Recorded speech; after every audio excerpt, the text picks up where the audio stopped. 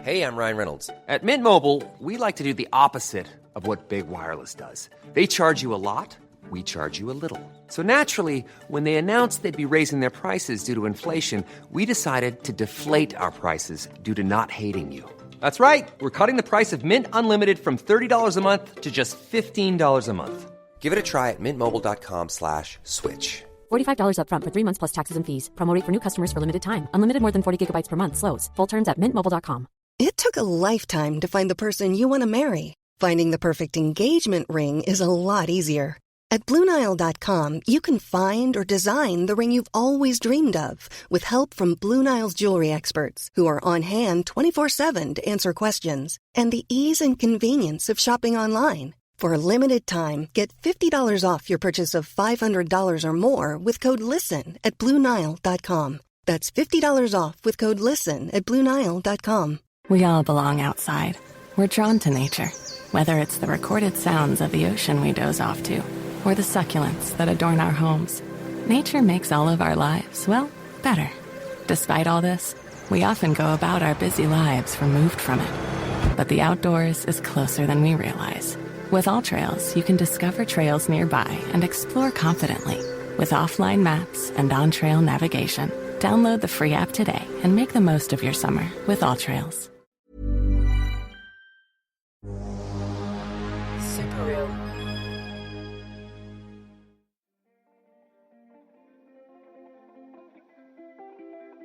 Hey, I'm Julian Morgans, and you're listening to What It Was Like, the show that asks people who have lived through big, dramatic events what it was like.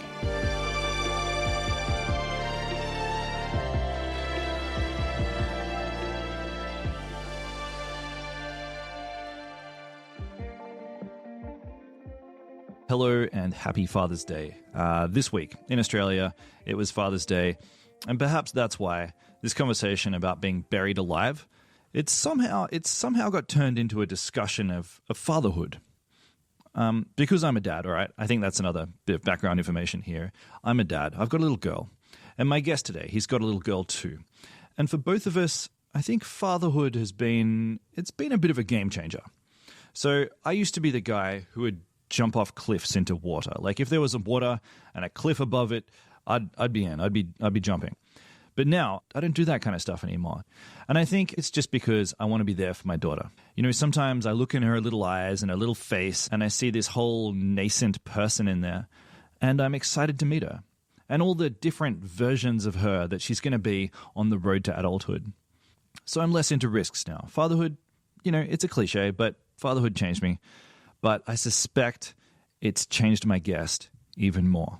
My guest today is an escape artist named Antony Britton. He's from Yorkshire in the UK, and he's known for performing Harry Houdini-style stunts. He's escaped from a straitjacket while hanging upside down from a crane. He's also set world records for running long distances on fire.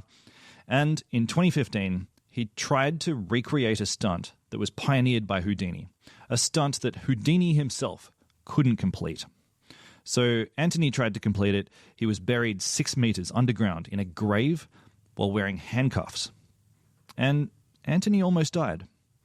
And life was different after that. His career as an escape artist felt different. And then he became a dad, and I think his priorities have changed all over again. So today's episode is about what it's like getting buried alive in a grave. But more importantly, I think it's also a reflection on the preciousness of life. It's about who we become once we fear death. So to help me explore this giant topic, here is escape artist Antony Britton.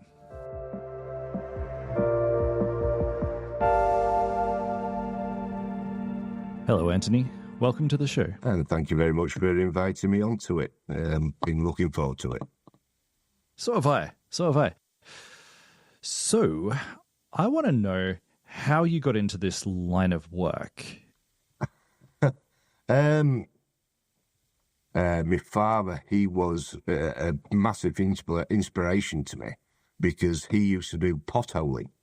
So he used to get into tight spaces, caves, you know, all that sort of stuff, which then got my mind working on if something happened, how would he get out?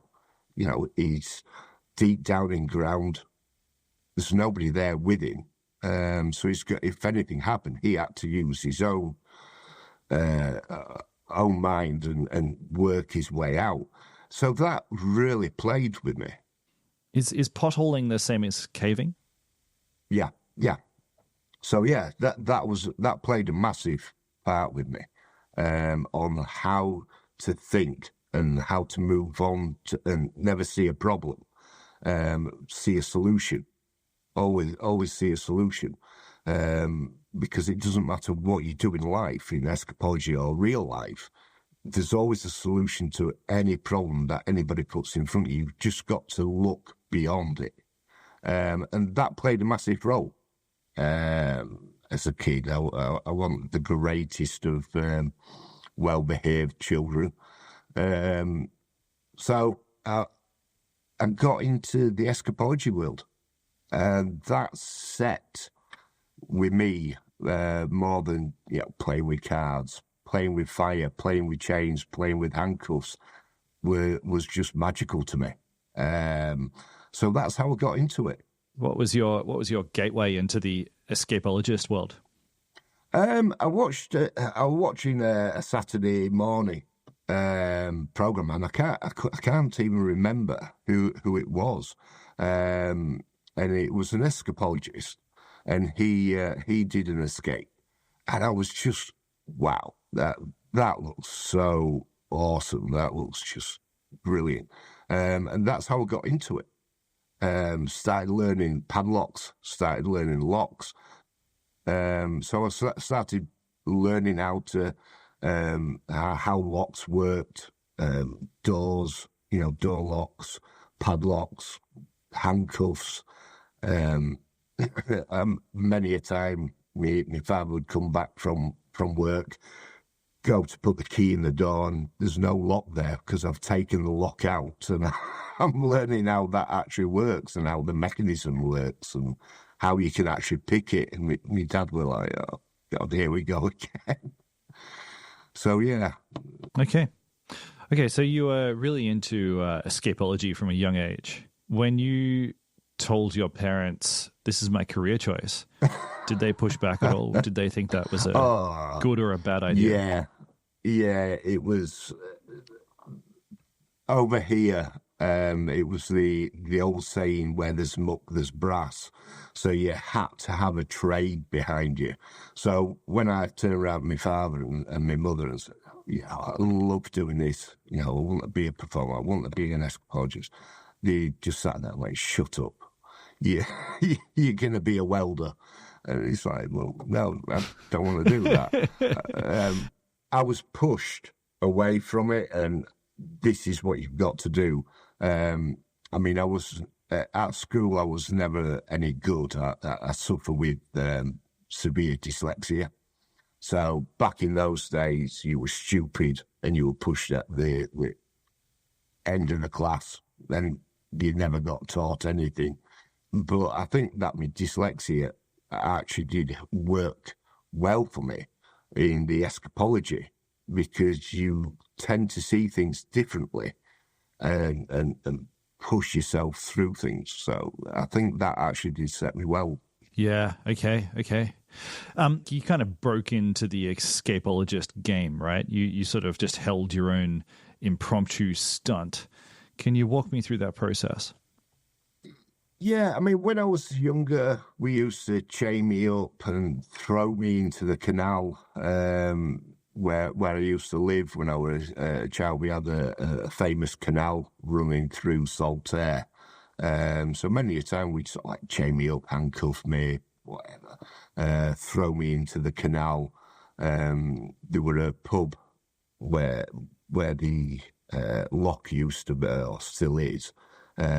So we used to, in summer, wait until there were a big crowd in the pub all having a drink, and then would chain me up and then throw me into the lock, and everyone was like, what the hell's going on here? And then so I escape underneath the water and come up, and round of applause, etc. And then off we went. Off we went on his bikes. So that was my first sort of like taste of it.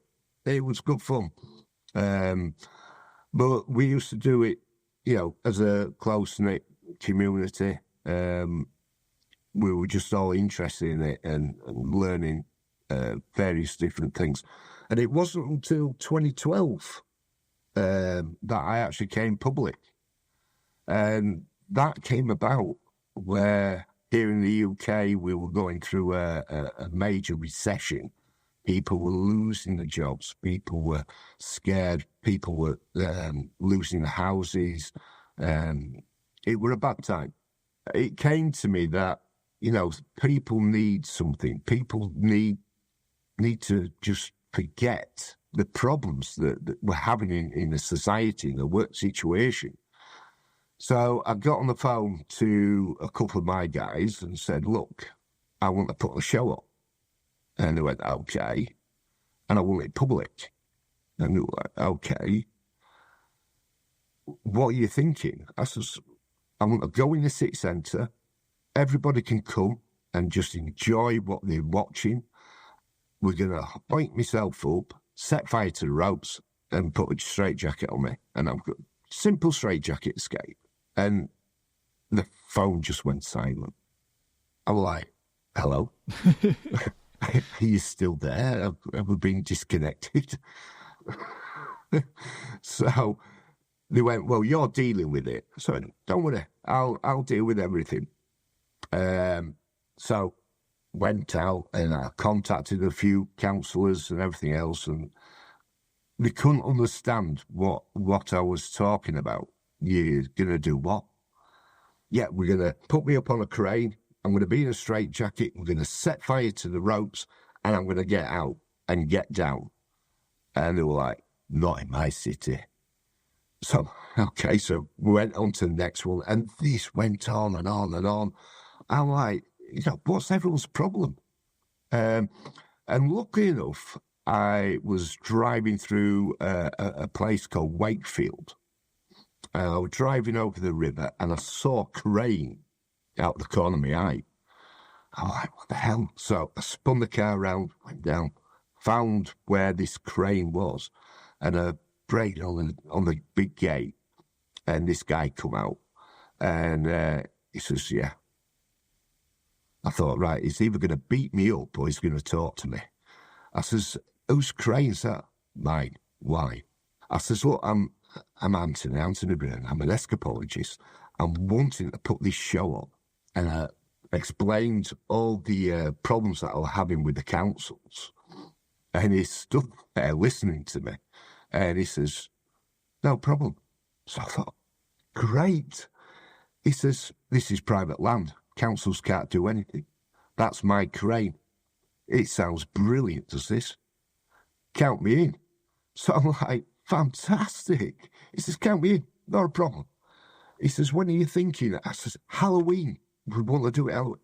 Brilliant. Love it. Love the idea. Love where you're coming from. And so as soon as I got away, I rang the guys up. I says, we've got a place. And Marty went, fuck off. He says, who's daft enough to let you get a crane? I says, crane's already here. I says, and he's letting us use his crane, and we can do the escape. He just went, fuck me. So that was it then. It was all steams ahead, and everything else. And then Halloween came. We got there early in the afternoon. It was a bit overcast, but it's winter. Anyway, we're setting everything up. We're soaking everything all in petrol and accelerants and getting the gel all out and everything else. And the guys are running around getting all the sound systems up and everything else. And anyway, 6 o'clock came. It was all dark. And what happens? Yeah, it had to rain, didn't it? And it was like, shit. So I'm like, get the straitjackets in. Get the straitjackets in, for Christ's sake. And then we looked up, and there were just a sea of people up on the bridge. You couldn't get beyond it. And it was like, Christ, where did all them look come from? So anyway, we started the music and everything else and putting the straitjacket on, and it's bouncing it down with rain. Now, anybody who knows escapology, who's watching this, will know exactly what I'm talking about. Trying to get out of a straitjacket that is soaking wet is triple harder than getting out of a dry straitjacket. So the crowd's getting bigger and bigger and bigger. So we shackle me up, straitjackets on. They get me into inverted, set the ropes on fire, and the ropes just went up. They shot me up in the air, and everyone's like, shit, what the hell? Flames are going mental. I'm trying to get out of this wet straitjacket. Couldn't do it. One of the ropes snaps and snaps up at the top and comes down and sets fire to my arse. So now my arse is on fire. I'm trying to get out of this straitjacket. Managed to get out, threw the straitjacket into the river, and then came down. Everyone's all going mental on the bridge and everything else. Everyone's all going mental. Everyone's all clapping and all this lot. As they're lowering me down, they missed the boat and actually sunk me into the river. So now my head is in the river. My arse is on fire still. Anyway, they dragged me onto the boat, put the fire out, got me to shore and everything else.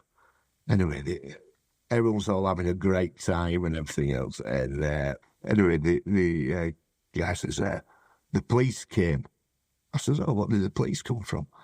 He says, they came up, they says, who's organised this?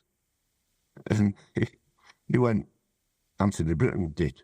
He says, well, we need to have a chat with him. Martin turned around and says, well, he's up there. And apparently the police turned around and went, oh, for pity's sake, and just walked off. And what had happened was we didn't realise the amount of people who would turn up. But the road down the side was completely blocked off with people wanting to watch the show. The bridge was completely blocked.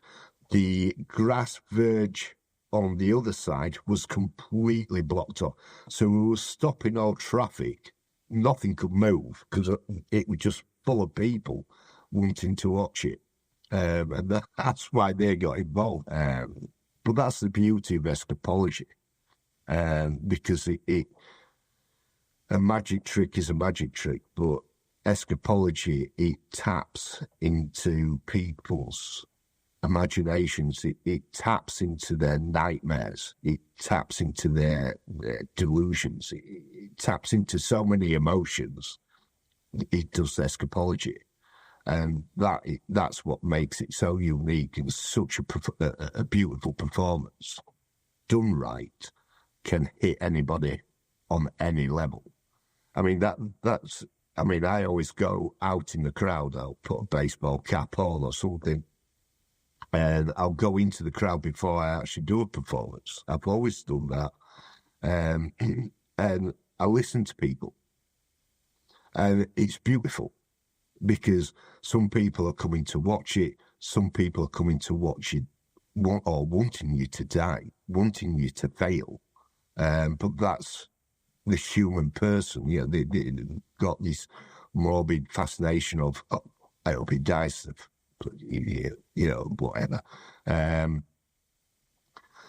But it's the transition.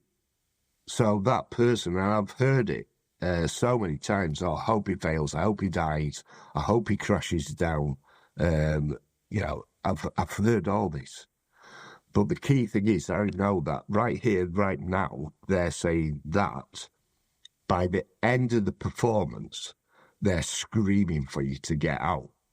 But it is weird when you stood there and you listen to people saying, I hope he dies. Cheers, mate. What have I done to you? Yeah, that's messed up. It's how people think. Well, it sounds like in your younger years, you weren't haunted by a fear of death. You know, you're a fairly reckless young guy.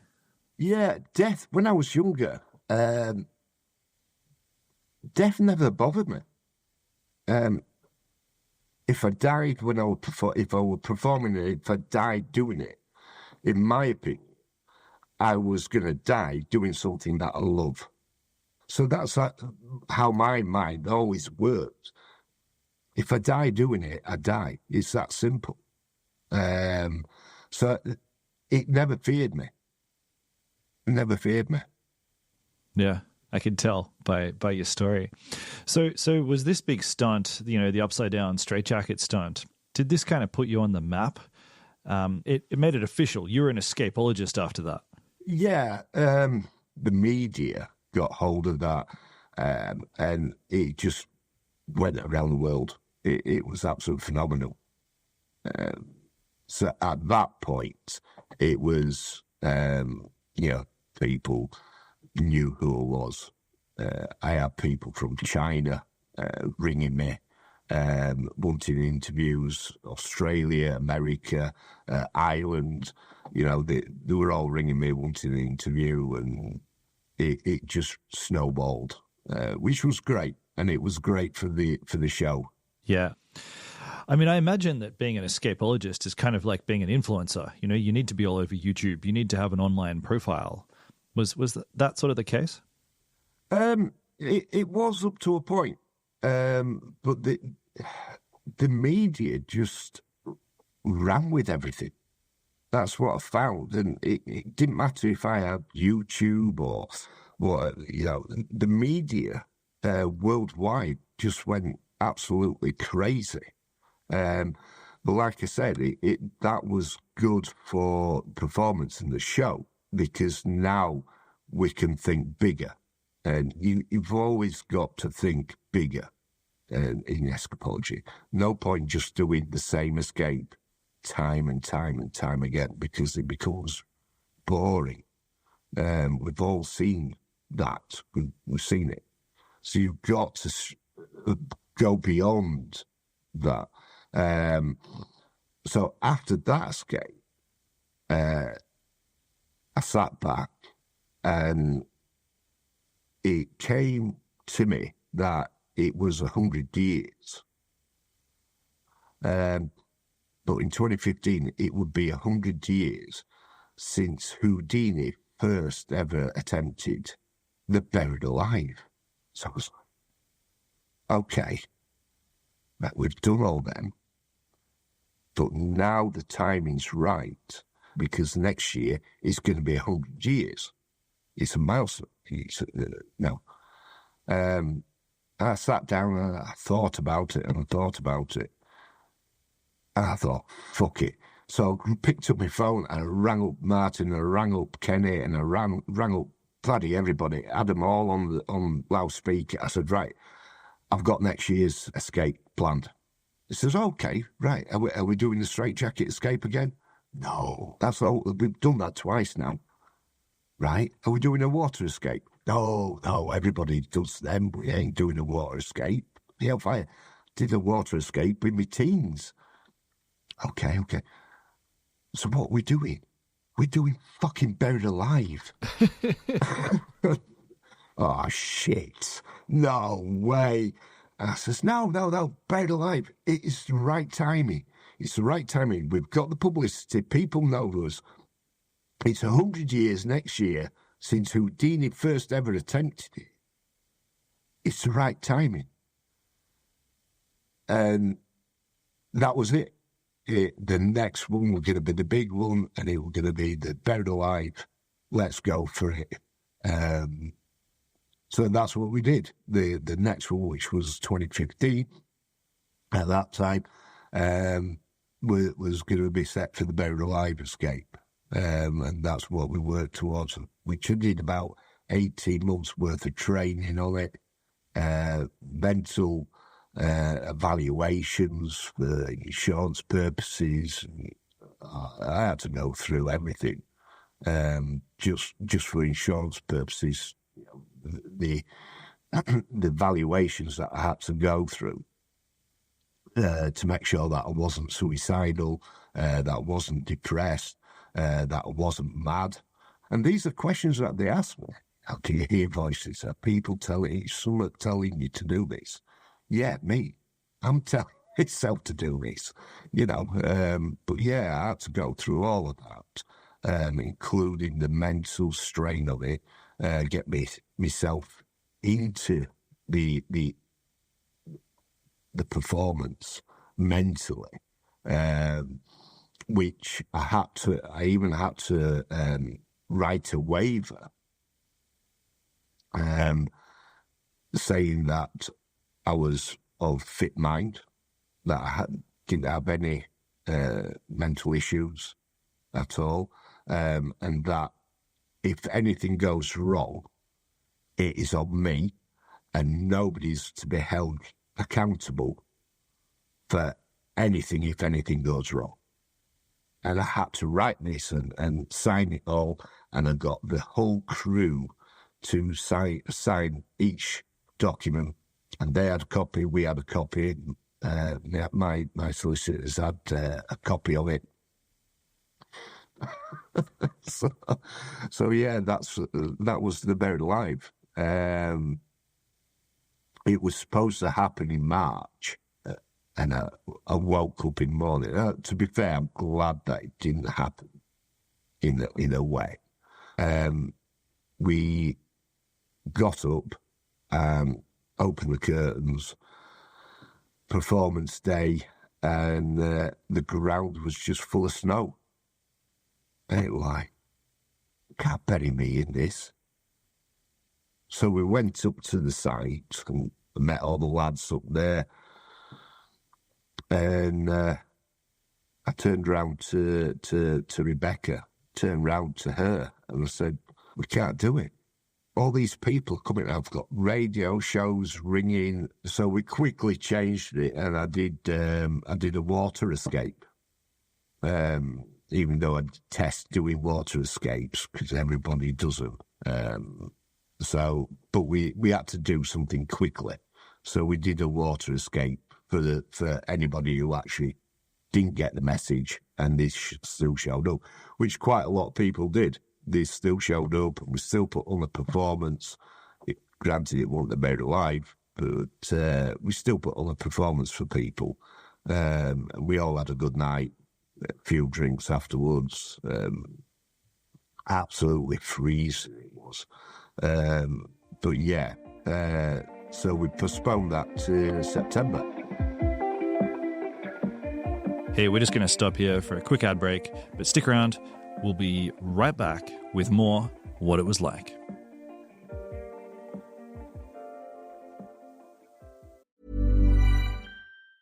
Hey, Prime members, are you tired of ads interfering with your favorite podcasts? Good news. With Amazon Music, you have access to the largest catalog of ad-free top podcasts included with your Prime membership. To start listening, download the Amazon Music app for free or go to amazon.com/ad-free podcasts. That's amazon.com/ad-free podcasts to catch up on the latest episodes without the ads. Hey, I'm Ryan Reynolds. Recently, I asked Mint Mobile's legal team if big wireless companies are allowed to raise prices due to inflation. They said yes. And then when I asked if raising prices technically violates those onerous 2-year contracts, they said, "What the f*** are you talking about, you insane Hollywood ass?" So to recap, we're cutting the price of Mint Unlimited from $30 a month to just $15 a month. Give it a try at mintmobile.com/switch. $45 up front for 3 months plus taxes and fees. Promo rate for new customers for limited time. Unlimited more than 40 gigabytes per month. Slows full terms at mintmobile.com. Hey, true crime fans. Tired of ads interrupting your gripping investigations? Good news. With Amazon Music, you have access to the largest catalog of ad-free top podcasts included with your Prime membership. After all, ads shouldn't be the scariest thing about true crime. To start listening, download the Amazon Music app for free or go to amazon.com/ad-free true crime. That's amazon.com/ad-free true crime to catch up on the latest episodes without the ads. Hey, it's Sharon, and here's where it gets interesting. Raise your hand if you want salon perfect nails for just $2 a manicure. Yeah, me too. With the Olive and June Mani system, you can say goodbye to expensive services that take hours and hours and love your nails more than ever. I would know. I've been doing it for years. Get 20% off your first Mani system with code PERFECTMANI20 at oliveandjune.com/PERFECTMANI20. That's PERFECTMANI20 at oliveandjune.com/PERFECTMANI20.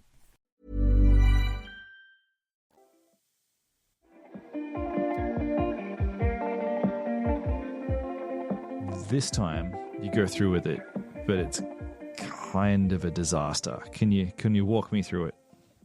No. A disaster, I wouldn't put it in that category, a disaster. Yeah, okay, it didn't go according to plan.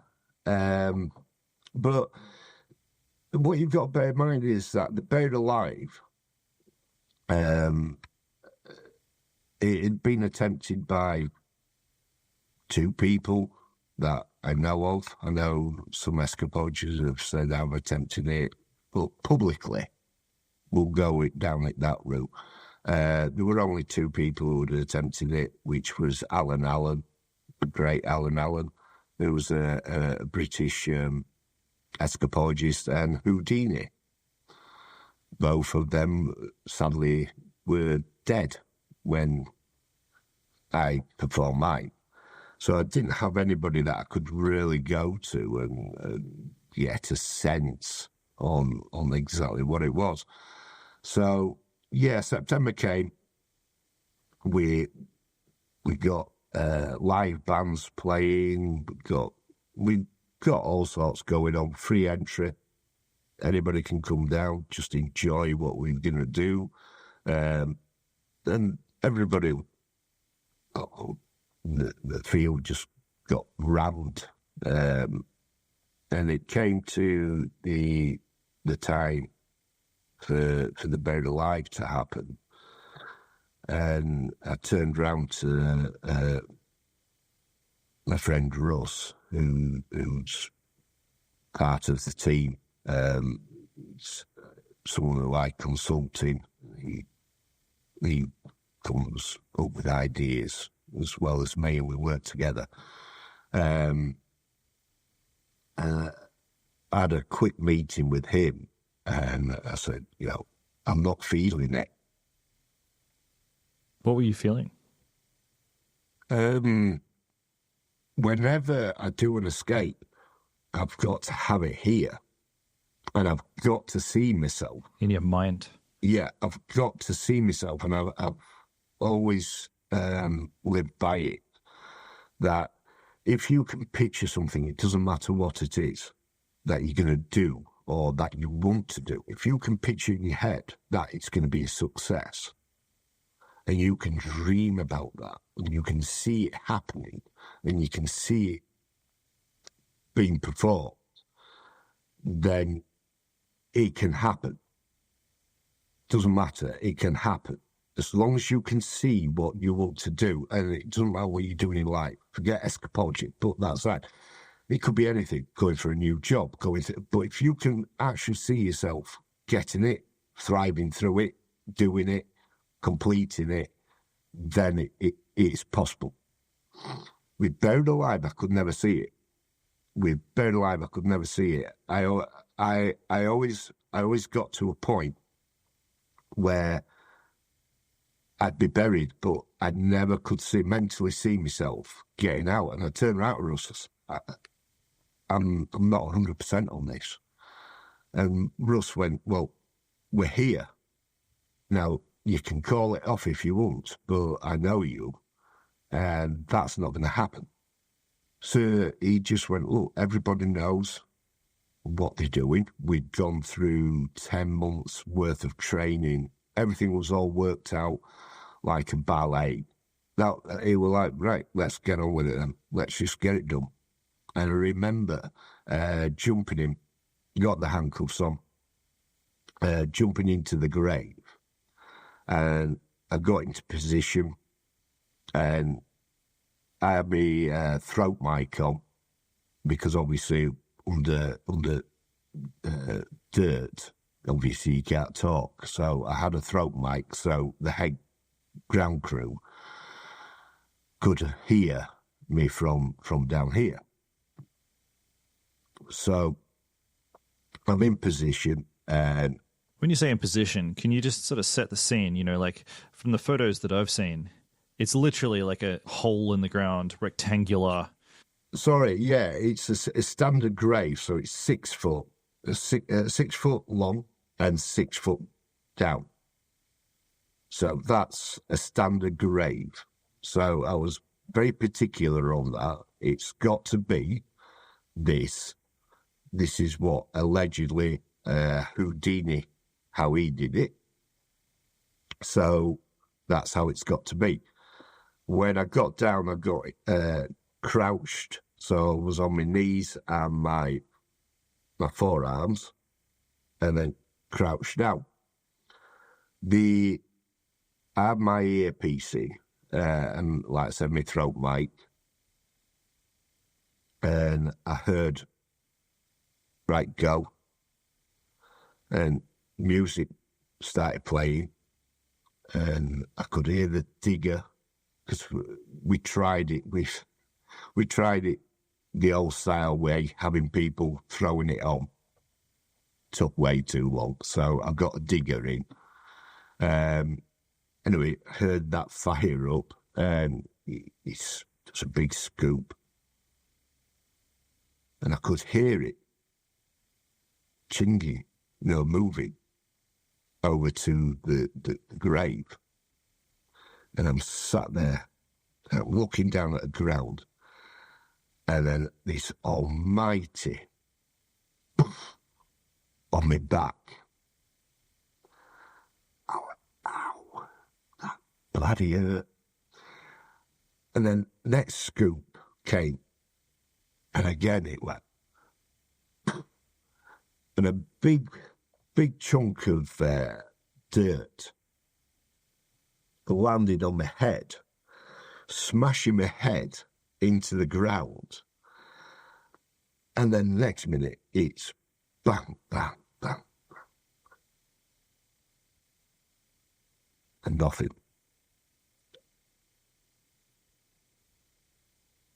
All I could hear were the heart. So it was like, right, now it's time. So got out the handcuffs, and I started making my move. Before we get into the escape and the handcuffs, I mean, like, it sounds like quite a lonely place down there. You know, at the point where you've got all this earth piled on top of you, and you're just by yourself, and you can no longer hear the music, and the crowd is all just receded into the background. It's just you under the ground. Mm. Did you feel alone and uncomfortable? It was just surreal. I wouldn't say it was uncomfortable. It was the way that it all happened, because, like I said, you could hear the soil coming down, and it's coming down 6 foot, so it was coming down at a speed, and it was just that, a bucket, and then you'd hear that, and then another, and then another. But then, as more soil came on, that bang, the soil coming down, just got more and more quieter. And then, all of a sudden then, it was just pure silence. And in your head, you're performing. So in your head, because you can't hear any music, because you can't hear the crowd. Now, putting it in perspective, when you're performing, you get the vibe from the audience. So when you're doing a straitjacket escape, a water escape, or all like that, you can still hear things around you. And you're getting that vibe, and you're drawing that vibe from the audience, and you're, firing up on that. When you're doing the Buried Alive, it was totally different, because you had no noise. You couldn't draw anything in. You couldn't draw that bite. You're solely by yourself, pitch black, cannot open your eyes. And all you've got is your heart that you can hear. And then you're feeling the soil crushing with every scoop that goes on from that point, crushing down, crushing along the side, each side of you, crushing down above you, and just turning you into a sandwich. So you've got all that, and so all I could do was just sing in my head over and over. So all I was doing was singing Great Balls of Fire.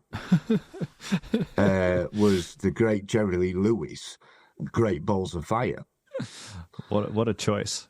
Yeah. What a song. So, well, by a wild man himself, you know, the great Jerry Lee Lewis.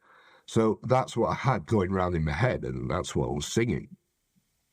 And then that's when, right, it's time, and got out the handcuffs. That never gave me a problem.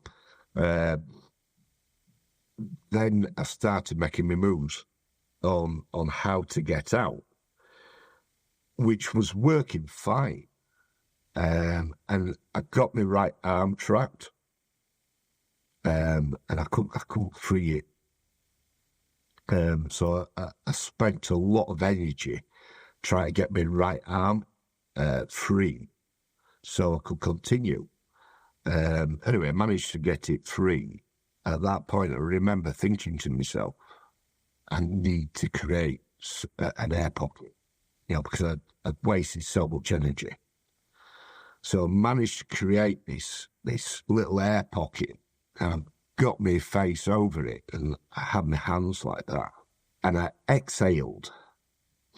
And this is one thing that we never even thought about in practice, in training, or all like that. But when you exhale, your lungs deflate. So where your rib cage once was full of air, and you've deflated your lungs, so your ribs go back to normal, all that soil around you comes into that void. So when I tried to take a breath in, I couldn't, because all the soil had trapped where my ribs were. And I was like, shit. So I tried to take a sharp, rather than just take a sharp bit of breath. And at that point, I could feel myself going under. I mean, were you panicking? I would have panicked. No, that's the worst thing that, as an escapologist, and anybody will tell you, the worst thing that you can do is panic. Because if you panic, it's over. Just keep focused, move forward. It doesn't matter what's going on around you. Keep focused and move forward. You do that, you're going to survive it. But I could feel myself going under. And at that point, I knew it was finished. Yeah. So in my head, it was like, well, I did my best. Couldn't do it. It's up to the guys on the ground now. And Kenny was on the headset, and he said, well, afterwards he was telling me, he says, I couldn't hear anything for a minute. Now, just going back a few steps, it was always said, if I'm not out in 10 minutes, regardless, and you get me out, 10 minutes is the maximum time. Anyway, 8 minutes in, Kenny lost communication with me. And then 9 minutes in, that's when he called it. Shit. Yeah, they all jumped.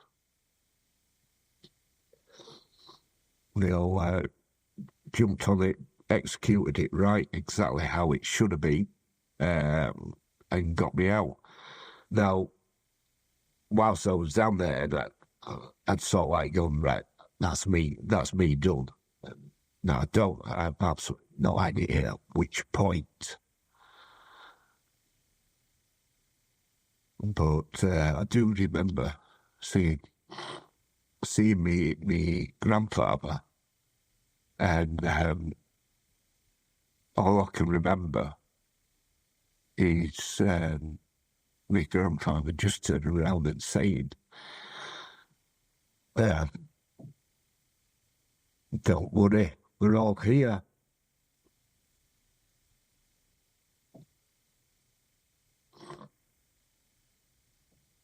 And then next minute, I knew I was on the ground on the surface with the ambulance crew and the doctors and everybody all. And I just came round. I saw Kenny, and I said, "Did I do it?" And Kenny's let over me. He's like, "Look, don't worry, you're all right, you're safe." But no, you fucking didn't do it. Walked off, and the rest of them, the rest of the crew was also like that. And I remember falling back under, and then I were in and out, coming round. They shifted me over to the ambulance. They shut all the screens down so people couldn't say, just in case, shit, if he's dead, we've got family and kids here, we can't have them seen. So, we just had a screen of people around me so people couldn't see what was going on. So, yeah, when I've talked about it, it always gets me. Even after all this time, it still chokes me up. I mean, I think that's completely understandable. You got buried alive and you nearly died. Yeah. But when I've talked about, me seeing my grandfather, I don't know what. I mean, people have all different views on death and seeing the light. Everyone's all got different ideas on it. But to this day, I still don't know what it means by "don't worry, we're here." I mean, are you a religious guy? I am a religious guy, but I'm open-minded. Everybody's got all different views of all different types of religion, and I think that respect to everybody. If you believe in one thing and you get through your life or your day believing that, that's great. Believe in it. Always believe in it. But like I say, I have spoken about it. I don't know if that vision was my grandfather saying, "You're done. Just let go. Die. We're all here." Or, "Don't worry, we're all here, meaning your ground crew, and they'll get you." Oh, yeah. I don't know which way that goes. So I don't know if I escaped death or I was never going to die and the ground crew were always going to get to me. I don't know which one it was. The thing is, I'm still here, so... I mean, I don't blame you for getting choked up by this. I think anyone would. I would. God knows. I'd find it so hard to talk about this. I mean, you're one of the few people who's lived this experience. We've seen this on so many movies, so many TV shows, people getting buried alive. You have to be one of less than 10 on the whole planet who's lived through this experience and is here to tell the story. So, well, thanks for telling it. That's a big thing. No worries. you watch it on TV, and even that's massively different to how we did it, because you've got a lot of trickery going on behind the scenes, where what we did was what Houdini allegedly did, which was real. I mean, yeah, what we see on TV looks cool, and it's so easy. But yeah, in real life, it's not. It's not easy at all. Okay, so I'm curious. You said before that in your younger years, you were pretty gung ho. You weren't afraid of death, and then this happened. I can only assume that it changed your outlook a bit. Can you talk to me about that? Yeah, it did and it didn't. After I did Buried Alive, it did play with my head for a bit. I couldn't sleep. I was unable to sleep, so I was doing days without any sort of real sleep. I wasn't eating properly, and I was going into myself. The lads were brilliant. I ended up going to doctors, etc. So I had a lot of support, but it didn't really change the outlook. I'd rather be doing something that I love, like I said earlier, than just die and fizzle away. And I still had that attitude.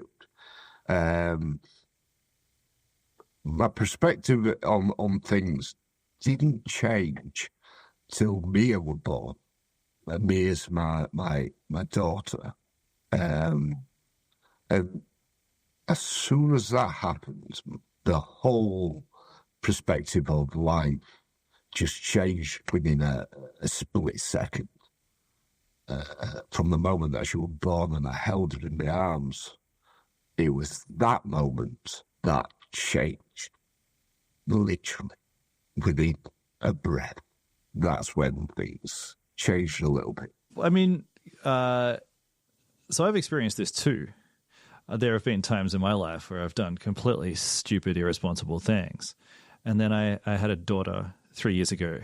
And now my thinking is I just want to be there as long as I possibly can be, because I want to see everything. I want to see her learn how to ride a bike. I want to see her, graduate high school. I want to see her do all the things that make her really happy, because I just think that'll be really fun watching her become a human being. So this is kind of normal, but the difference is that my career and my ability to put myself in danger, we've got different careers. I'm a podcaster, you're an escapologist, so it's not affecting my career. So talk to me about how you try to balance this new instinct for self-preservation with the needs of your career. I mean, being an escapologist, it never leaves you. That's the thing, because you get the drive, you get the thrill, you get the everything that goes with it. The thought process, the building of it, it's with you for life.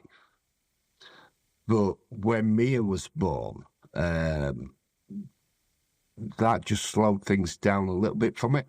And like you just rightly said there, you want these new things. You want to be there for your child. You want to have the cuddles. You want the movies. You want to sit there and watch cartoons with them. You want to watch them or teach them how to ride a bike. So that's when I consciously said, right, I'm going to go semi-retired, because I know for a fact that at some point something will, or it'll be the right time to do an escape. And so I know that will happen. And my partner, she knows it will happen. But at this moment in time, I'm enjoying my time with Mia, watching her grow, watching how she thinks, which is just absolutely phenomenal. But at the same time, I am still writing. I am still sketching out escapes. I've got 3 or 4 big ones that hopefully I'm going to be looking at completing soon, or in the next few years. We'll see. Okay.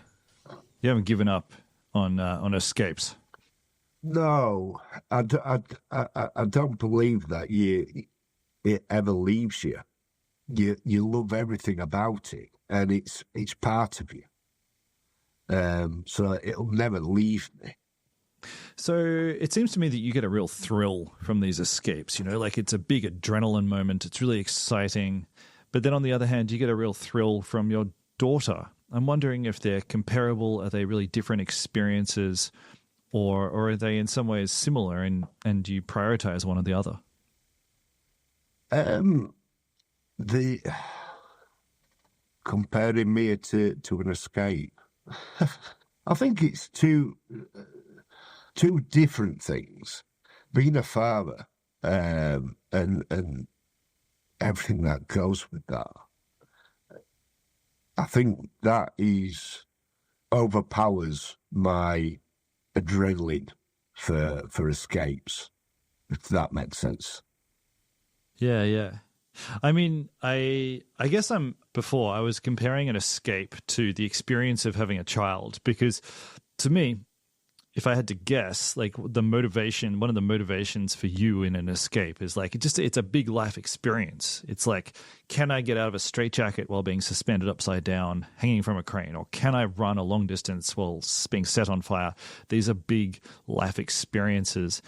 And to me, it feels like being a parent, it's less adrenaline, but it's a big life experience. And that's why I was comparing fatherhood to an escape. But maybe it's a thing about, why do you do this stuff? You know, like, are you just a collector of experiences? I think that you've got to push yourself. We're here for however long we're here. There's no two ways about that. You know, you're born, you die. That's the end of it. What you do in the middle of that is important for yourself. I've never regretted anything that I've done. I'm not one of them people that I sit back and I go, oh God, I wish I'd have done that. Anything that I want to do, I do. It's that simple. And people who know me, if I say I'm going to do something, it's a done deal. It's done. And I'm doing it. That's the end of the conversation. When I became a father, that was just another life experience that I truly never thought would ever happen. It happened late in my life, etc. But it is one of the most golden moments of my life that I just love and embrace every split second, because I have no idea, just like everybody else, what is around the corner, what is going to happen. Where before, I never actually thought like that. Death would happen whenever it happens. I don't care. I'm here. I'm doing what I want to do in this split moment in time. If I die whilst doing that, then I die. It's that simple. That was my thought process throughout my life. Now Mia's here, I think completely different now, because I want to be around for when she's at school, when she's starting a new school, when she's in university. I think about, being a granddad if that day ever happens. And I want those experiences. But reality is that I might not get all those experiences, because we have no idea how long we're here for. So every day is a new day, it's a new chapter, but the feeling is just the same, because it's, like you said, it's another life experience. And those times never come again. just like in escapology. If you don't do that escape, it might never happen. I've always said timing has got to be right when you're doing a performance. Don't just do it just for doing it. It's got to be at the right time and the right moment. With parenthood, every moment is the right time. And you never get those moments back. And if you let something slip by, because you've got, I'm too busy doing this and I haven't got time for that, you'll never get that moment back. And those moments are golden. Yeah, absolutely. Anthony, I feel like we've reached the end of our conversation, and I just want to thank you so much for sharing your story with me. It's not every day that I get to meet an escapologist at all, but it's certainly not every day that I get to riff on the peculiar experience of becoming a father with someone such as yourself. So it's been a pleasure, and just thank you so much. No, thank you very much for asking me to be part of your podcast. It's been a wonderful experience. Please leave us a 5-star review on Apple and on Spotify. And you know what? The best thing that you could do, if you want to help, we'd love it if you'd follow the show. That would be incredible. We're also on TikTok. That's right. Our handle is @WhatItWasLikePodcast. That's all one word, What It Was Like Podcast. And it's the same on YouTube. Today's episode was produced by Rachel Tuffrey. It was mixed by Jimmy Saunders, and he also did our theme music. Darcy Humphreys and Daniela Cantu are our interns. Our cover art is by Naomi Lee Beveridge, and this whole thing has been a Super Real production.